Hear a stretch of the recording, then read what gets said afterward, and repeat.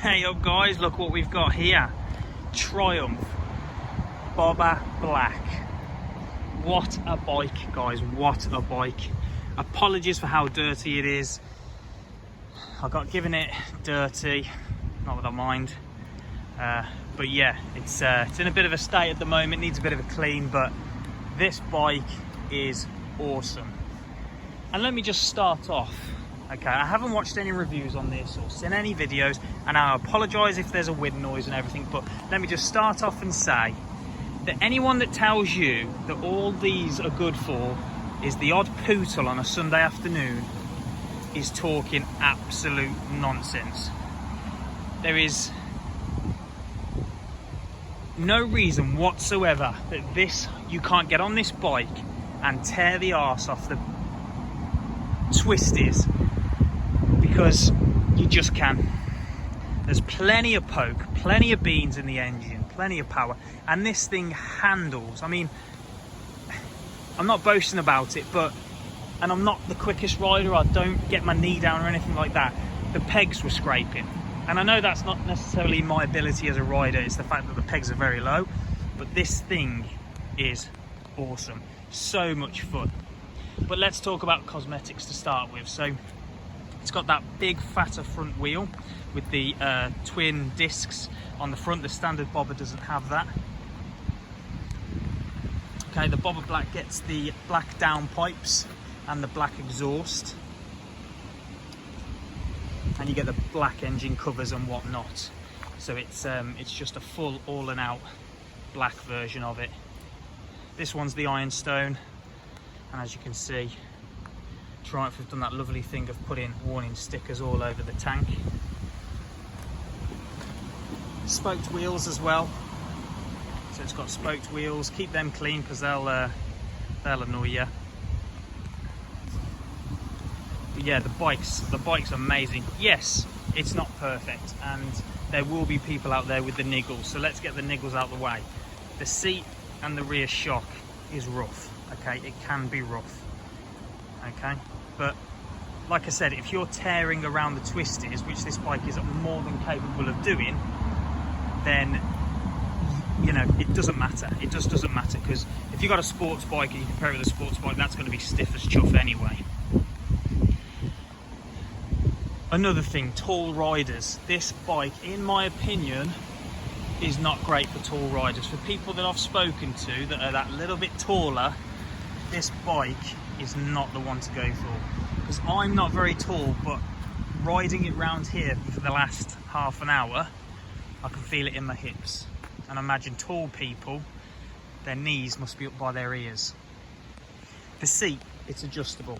Yes, it is, by about that much, not much, and you have to take the whole seat off and go under there and do it. Couple of options for you if you are considering this, but you've heard similar things about the niggles, about the suspension. They do a Fox shock for it, which again I've heard does wonders for this bike, and there are several different seating options for it as well. Because this seat, to be fair, for a Bobber and for a modern classic, it's a bit of a lame design. Doesn't look great, it's very boring. So yeah, that's the niggles out the way. But other than that guys, if you are considering a modern classic and you want to have fun, this thing is up there. And I don't care what galaxy you're from, it looks amazing. It's probably one of the best looking bikes in the world. No, it's not. Obviously there are a lot better looking bikes than this, but it's a Bobber, you know. I don't think Bobbers ever look bad, you know. Bar end mirrors, you can see those just add to the retroness. You got one button cruise control as well, and rider modes. This sort of bike doesn't need rider modes.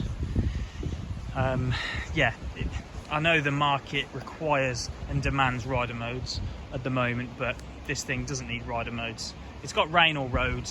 There's no reason why you'd need it in rain mode unless the heavens have opened. They are, I think what's the price on these? I think they're about 11,950 maybe 11,650. I'm not sure. Worth it. And this bit of Triumph trivia for you. They're either the best-selling Triumph, or they're the fastest selling Triumph. So when they came out in 2017, I think, the start 2017, I think,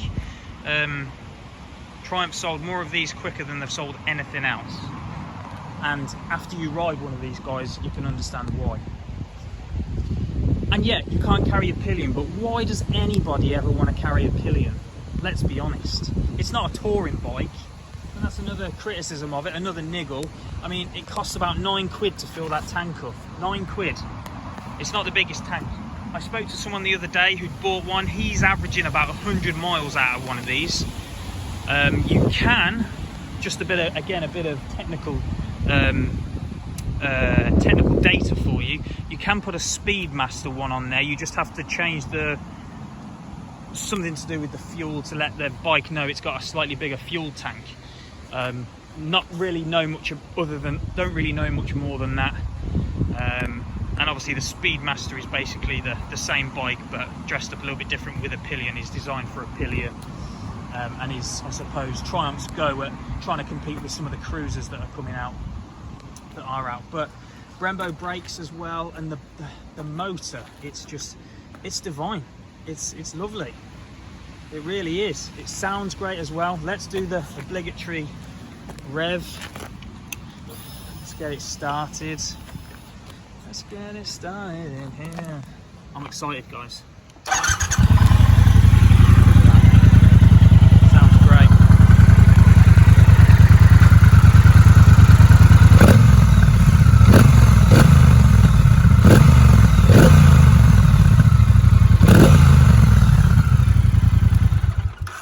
You can get Vance and Hines for it as well, which give it a little bit of a nicer, clean look, and a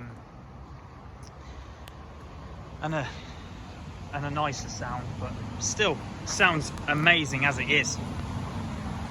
Don't really know what else to say, really, guys. I really like it. I think out of the modern classics, I've not ridden the Speed Twin properly yet, or the T120, but this thing is amazing. It's really, really good. Anybody out there that says, oh, watch this, watch that, don't think of it as something that you're going to go and poodle on. Think of it as something you can go and tear around the twisties, because you can have so much fun on it. And I apologise for the wind if this video comes out really bad, but anyway, I'd like to thank everyone that's subscribed so far. Question for you: would you buy one of these? If you had the 11-12 grand I think they sell for, would you buy one of these? I would. I'd buy one of these. I'd customise it a little bit, get rid of those horrible indicators, get a bit of a different design on the headlight. I mean, that's not a bad design on the headlight, but I'd get a slightly better headlight on than that, comfier seat, get the Fox shock on it. Other than that, I'd buy one. Thanks for subscribing, and I will see you on the next one.